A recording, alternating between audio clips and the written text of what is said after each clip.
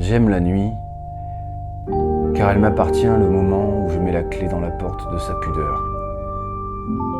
J'aime la restituer à elle-même, quand je rentre chez moi, avec des photographies que je n'ose pas regarder avant d'avoir le temps de les voir. Je restais maître des choses. Je croyais pouvoir me passer de la lune et de ses solutions.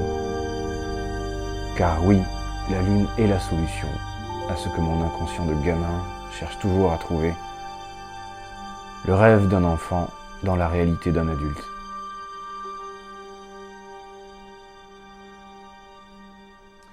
Alors quand j'étais gamin, j'ai été complètement fasciné par un film qui s'appelle L'Histoire sans fin. Et je crois que tous les gens de mon âge à peu près ont dû voir ce film-là. Et il y avait une scène notamment qui m'a marqué. Moi, je ne sais pas pourquoi, quoi qu'il en soit, elle m'a marqué. Il y avait un ciel étoilé, il y avait le sol qui était éclairé comme en plein jour. Et il y avait ce dragon à tête de chien qui était là. Il y avait, voilà, je ne vais pas rentrer dans les détails de l'histoire, c'est un film que je connais par cœur, mais ça m'a complètement fasciné, ça m'a complètement touché, et c'est resté. Ça fait partie des pierres angulaires qui ont fait, je crois, la fascination que j'ai pu éprouver après pour la nuit, et qui me permettent aujourd'hui de retrouver un peu ces sensations d'émerveillement, de premier émerveillement.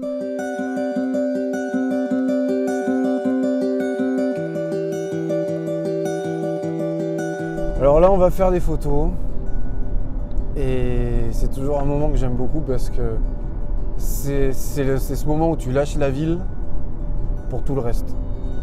Et je suis toujours un peu comme un gamin parce que je quitte ma maison, je quitte un petit peu tout ce qui me rattache à mes points de repère, et puis je vais en rejoindre d'autres. C'est-à-dire que j'ai mon matériel photo.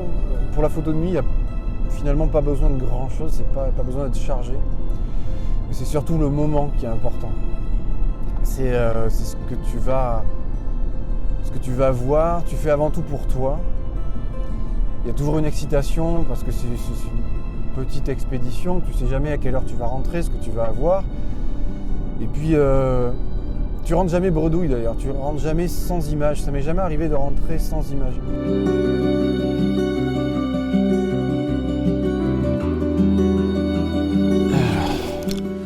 Alors, le matériel, c'est moins j'en ai, et mieux je me porte. C'est pour ça qu'en général, je prends un boîtier, un objectif, mon trépied, basta. Pas besoin de plus.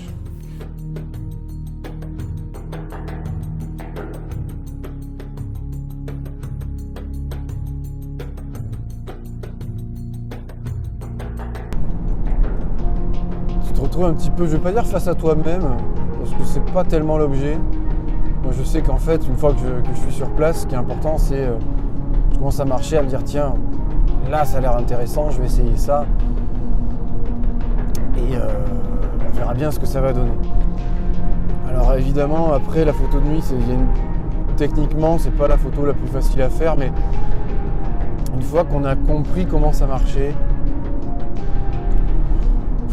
le reste c'est que d'interprétation. Alors avant, les premiers travaux que j'ai faits, il y en avait un qui s'appelait Silco notamment, c'était un travail sur la brume, et je voulais aucune trace humaine. C'est-à-dire que c'est véritablement le premier travail où je me suis vraiment dédié à ça, et je voulais aucune trace humaine, pas de chemin, pas de route, pas de poteau, pas de grillage, pas d'homme, évidemment. Je voulais une nature totalement préservée, il y avait un déni total de l'humanité. Les choses après, elles ont changé, avec d'autres travaux, et notamment ceux-là. Aujourd'hui, l'homme, je le mets à sa place. En tout cas, c'est ce que j'essaie de faire sur des photos où, en règle générale, il reste assez petit, mais bien présent. Ça permet une meilleure lisibilité des images. Et puis je tends à aller vers quelque chose de beaucoup plus simple aussi. Donc ça permet déjà de se projeter plus facilement.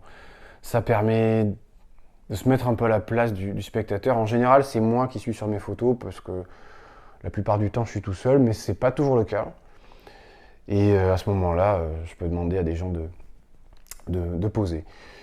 Toujours est-il qu'aujourd'hui, sur ces séries-là, l'homme, la silhouette qui est là, qui est symbolique, hein, à sa place à part entière, ça c'est sûr. Alors je fais toujours une photo test pour arriver à un réglage qui me plaît.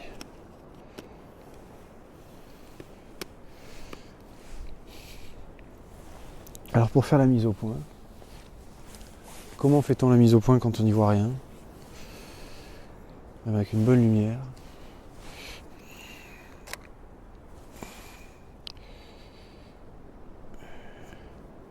Hop.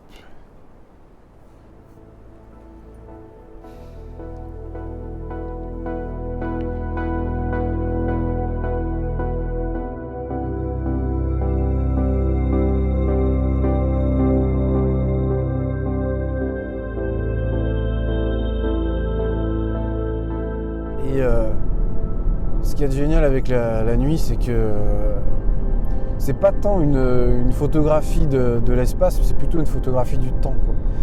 C'est le temps qui se fige, si on veut, et qui emprunte d'une poésie incroyable. Et c'est une chance en fait, c'est un privilège de pouvoir voir tout ça, alors que c'est accessible à n'importe qui.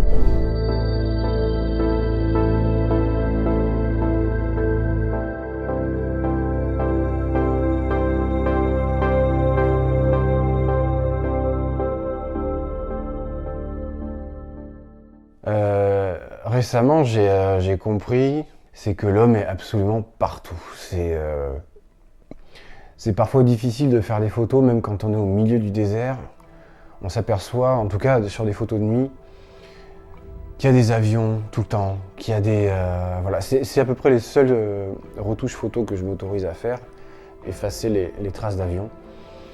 Le jour où j'ai intégré ça, où j'ai compris ça, ça m'a un petit peu déprimé parce que je me suis dit que finalement, on n'était pas capable de respecter ce qu'ils nous avaient fait, quoi.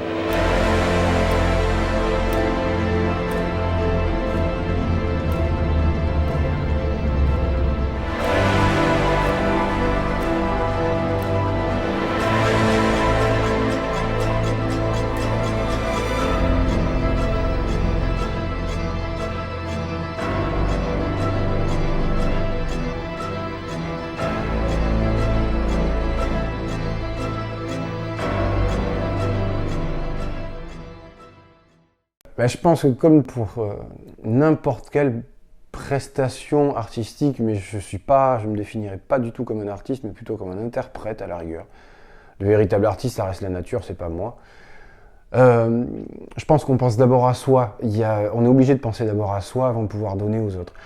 Et en faisant ça, en restant égoïste, j'ai envie de dire, c'est la meilleure manière qu'on a de se remplir de joie et de bonheur et d'arriver à faire un travail qui nous plaît. Et à ce moment-là, la suite logique de tout ça, c'est de vouloir le partager, c'est de vouloir le montrer. Et alors chacun le fait à sa manière. Moi, j'ai toujours l'habitude d'accompagner mes photographies de textes.